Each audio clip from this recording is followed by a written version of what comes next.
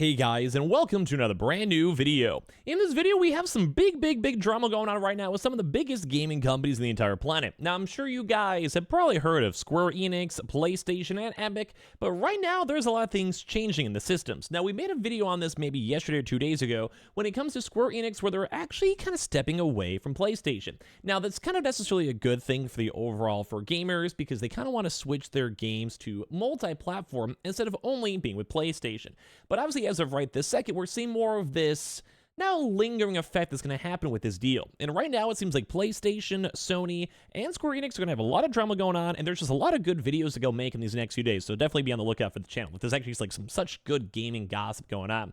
But right now, things are getting a little bit more on the fuzzier side. Epic Games doesn't want to give up the fight against Square Enix. PlayStation obviously wants to go and do everything they can to keep Square Enix on board, and obviously Square Enix right now is not doing so hot, lost a lot of money, and they need to go figure out what to go and change in the future to make their company better. So I want to hear your thoughts throughout this video, because we have some big gossip, so subscribe if you guys want. Also, guys, we also have a lot of really big videos coming throughout these next few days. There's a lot of news I want to go cover, so we're going to be kicking into gear. So the Twitter and Twitch room down below if you guys want to follow, and I appreciate y'all for watching. Let's dive on in. So first and foremost, I do want to go and show you guys when it comes to Square Enix. Well, first and foremost, it's horrible. Like, oh, I forgot I'm living the sock life. Sometimes I do this on Twitch. Anyway, I'm a sock sometimes. You gotta do what you gotta do. It goes on, off. Okay, wait, moving on. So when it comes to Square Enix as a whole, it did not do well. They most recently had their earnings, had a chance to talk about their stock, and ever since we covered up that news, like not me in particular, just like the general vibe of investors and gaming news and all of that, people do not have a long-term confidence when it comes to Square Enix. Right now, the stock itself is down just in the past month over 8%, but if you look at the past few days, down 16%.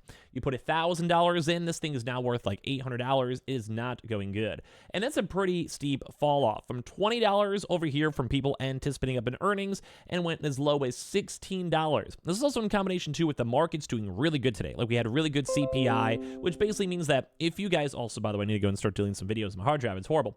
Basically CPI is like if the interest rates are going to be going up or down, basically if inflation is still relevant. And right now we actually had some relatively good news in the market. Inflation itself is overall kind of chill.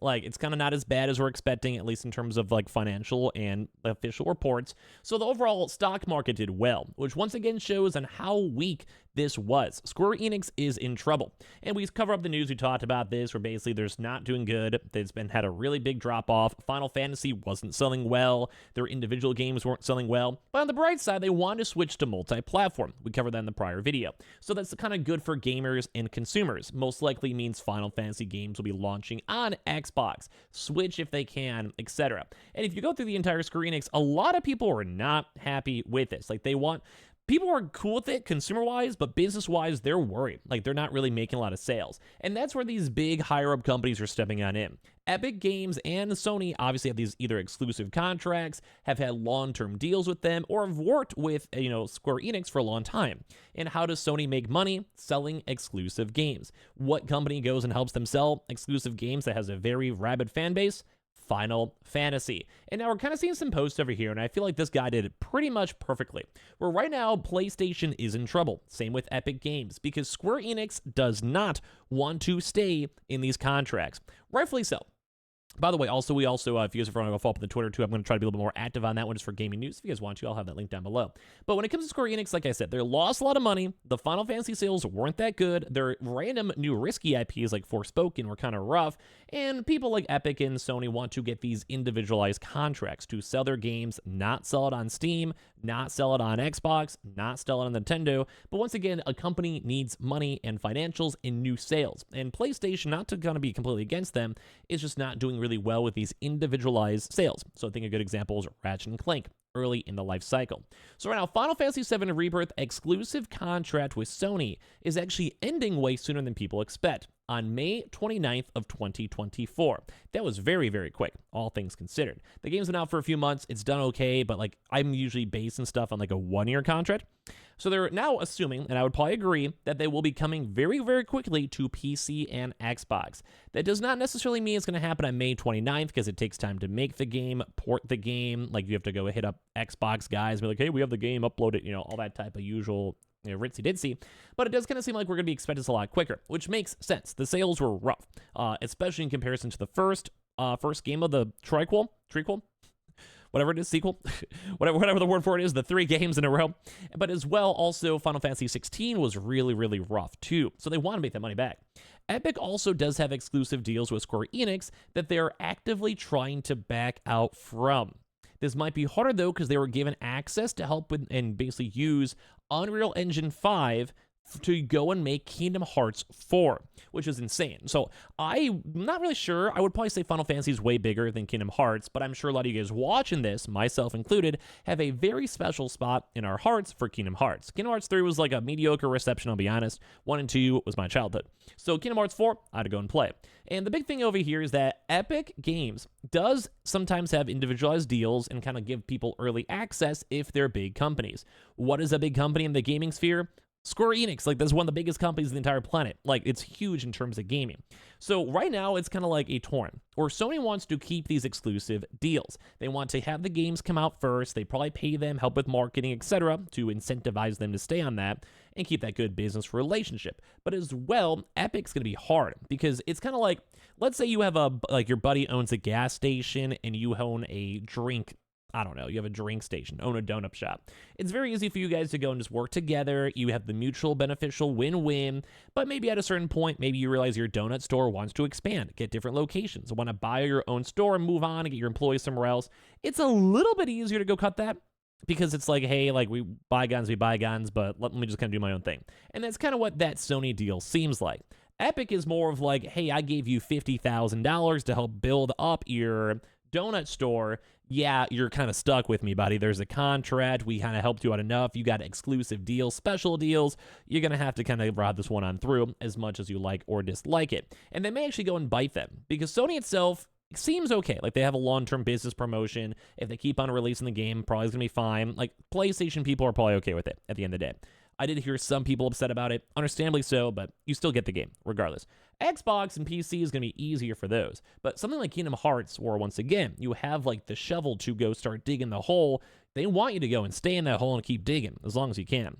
So with the Epic deal, they are likely going to reduce the exclusivity time, thankfully, to have all games released as close to each other on all platforms as possible, such as Steam. So Sony's trying to go be like, for their deal with Sony, they're trying to go be like, hey, we just want to release everything at the same time, or as close as possible for games that have come out already, just so like it's still on a hype cycle, it's still relevant. Think Baldur's Gate is a good example. But for Square Enix, they want to try to be like, hey, like, we'll still maybe work on this exclusivity deal, but like, give us like 2 months, 3 months, whatever it might be. And it might work out, might not, because once again, contracts, etc. Like, if the company itself goes bankrupt and they can't keep making games, not that I think Square Enix will do that for quite some time, they are still making money, just not as much money, which is why the stock went down, then it makes sense. I get it. But this is why it's rougher, because it's like a lot of micromanaging and being like, hey, we really dropped the ball. We thought these exclusivity deals were going to do better, have more of a market share, make more money. But they just didn't. So they're basically saying for this one, if you thought the Sony exclusivity was bad, just wait until you see how Epic handles this. Looks like the exclusivity deal with Epic might be another hurdle Square Enix will have to go through. Kingdom Hearts Collection also has never gone to Steam. I'd probably buy it. I'd probably mod it. It'd probably be great due to Epic's grip on the exclusivity on the series itself. So while Xbox players can rejoice in knowing games like Final Fantasy VII Remake and Remaster, like, the Rebirth, and FF16 are going to be coming to Xbox, which is good news for gamers as a whole. I like it. And also Steam people might have some good runs as well. It's not really sure if Epic is going to be able to go and deal with this too, because Epic, once again, is like, hey, we're giving you early access. We have our employees probably helping you. You're going to be one of the first people running on the Epic engine, Unreal Engine 5, and that's a special, bigger deal. Once again, though, Sony still is in trouble too with this because Square Enix is a big seller. I know people who bought individualized consoles just for Final Fantasy. Not many, but that was out there. And I do think that's a big play and factor. And I want to hear your thoughts down below if you guys also think the same boat. On the reverse side, I think that Square Enix doesn't get their stuff together, and if they could sit on this as long as they can and kind of make this where it's multiply quicker, I think that's where the win really is. They go and say this is probably the greatest news for Square Enix fans, though, and gamers alike. I would agree. Nothing makes them happier than seeing third-party exclusivity end. And I would also agree. I want to see Xbox users, Switch users, PC users, etc. having the option, because I'd probably buy more games on PC if I could. But at the same time, PlayStation does still have to deal with losing an exclusive contract. they have to worry about what if maybe Xbox might get more sales in terms of games, or more so probably PC. And at the same time, they're not getting that cut. If the game's on PC, they're not buying the game on PlayStation, they're not getting that cut, which is very dangerous at the end of the day. So I want to hear your thoughts and comments on this. We have a lot of videos to go cover, so subscribe for that one. We have the Twitter and Twitch room down below, and I appreciate you guys all for watching.